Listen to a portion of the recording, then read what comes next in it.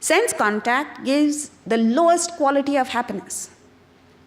Plus, it lasts only as long as there is contact between your sense organ and the sense object. For instance, if you eat the most delicious food, you can enjoy that food only as long as the food is in touch with your taste buds. The moment you swallow it, it's gone. Third, sense contact has diminishing returns, and this is a killer. The first time you have something, it gives you immense joy. So what do? You have more. Now what happens is, every successive contact with the same sense object gives you less and less happiness. This is called the law of diminishing returns, until you reach a stage where you have plenty of contact with the sense object, zero happiness. So, you believe that spirituality takes away enjoyment from you. You don't understand, you have already lost the enjoyment. Vedanta is now trying to restore the enjoyment that you have lost because of unintelligent indulgence in the sense objects.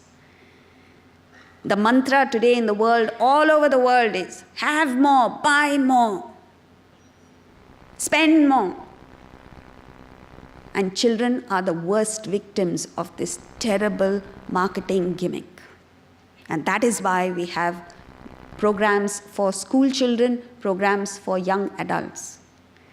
And you have no idea what happens to kids, because innocently they go running after sense objects. And by the time they reach 20, 21, they have reached saturation. Nothing in the world excites them, nothing in the world gives them enjoyment. Yet they must have all the good things of life, because when they are denied it, it gives them unhappiness. And the last is that you can be happy only when you are catered to. Even a mother cannot be happy if her child is catered, if she is functioning on sense contact. If the mother is hungry and the child eats, the mother's hunger cannot be appeased. So you have positioned yourself in such a way that you can be happy only when good things happen to you if you're operating out of sense contact. Therefore it is that the 5th chapter of the Gita, verse 22 says, Yehi samsparshaja bhogaha dukkhayonaya evate adyantavanta kaunteya nateshu ramate buddhaha. O Kaunteya, contact-born pleasures are only wombs of sorrow. They have a beginning and an end.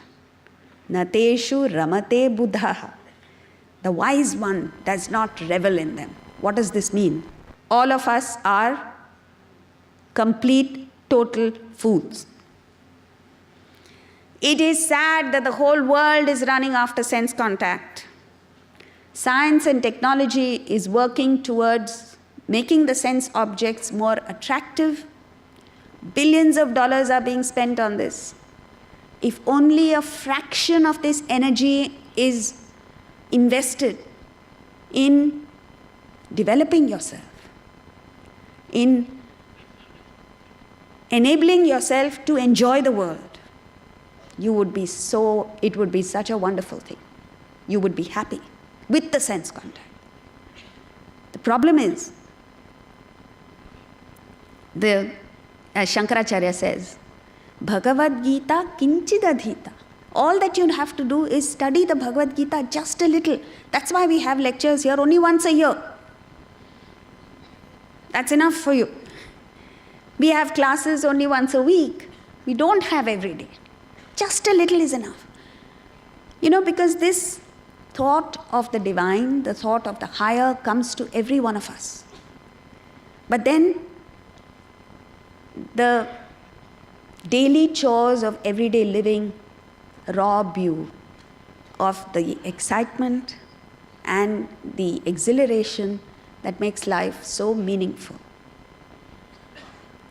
Spirit is something that you need to work towards. So coming back to sense contact, Vedanta says there is no taboo to sense contact.